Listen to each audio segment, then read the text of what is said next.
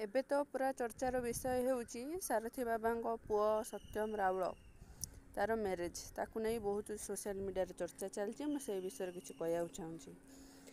ବାପା ଜାଣିନାହାନ୍ତି ପୁଅ ବାହା ହେଇଗଲା।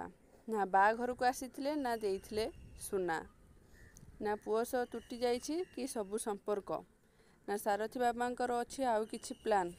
ସାମ୍ନାକୁ ଆସିଲା ସାରଥୀ ବାବାଙ୍କର ପାଳିତ ପୁଅ ସତ୍ୟମ ରାଉଳ।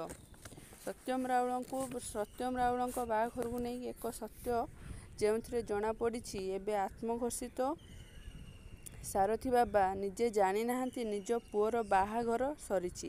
ସେଦିନ ବାହାଘରକୁ ଆସିଥିଲେ ନା ଦେଇଥିଲେ 90 ଲକ୍ଷର ସୁନା ଗହଣା ଉପରେ ଏବେ ପରଦା ଉଠିଛି। କୁହାଯାଇଛି କି ସାରଥୀ ବାବା ତାଙ୍କ ପୁଅ ସତ୍ୟମ ସହ ସବୁ ସମ୍ପର୍କ ତୁଟାଇ ଦେଇଛନ୍ତି।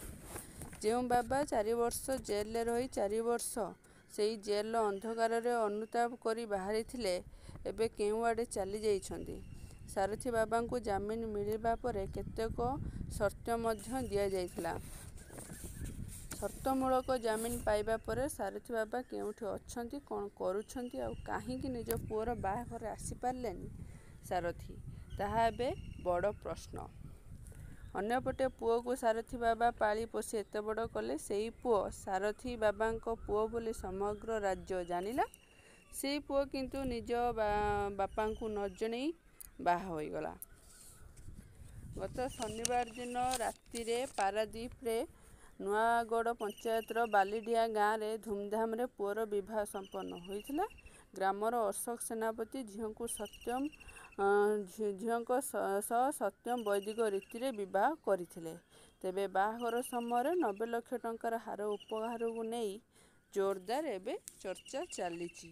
ଏଇଟା ସତ କି ମିଛ, ଏଇଟା କେତେ ଦୂର ସତ ଆଉ କେତେ ଦୂର ମିଛ ସେଇଟା ତ ବର୍ତ୍ତମାନ ପାଇଁ ଜଣା ପଡ଼ିନାହିଁ। ଜଣା କେବେ ପଡ଼ିବ ତା ଉପରେ କ୍ରାଇମବ୍ରାଞ୍ଚ ତଦନ୍ତ କଲେ ଯାଇ ଜଣା ପଡ଼ିବ। ଏବେ ଯାଏଁ କିଛି ଜଣା ପଡ଼ିନାହିଁ। ଦେଖିବା ଆଗକୁ ଅପଡ଼େଟ୍ ନ୍ୟୁଜ୍ କ'ଣ ରହୁଛି। 90 ଲକ୍ଷର ହାର ସତ ନା ମିଛ।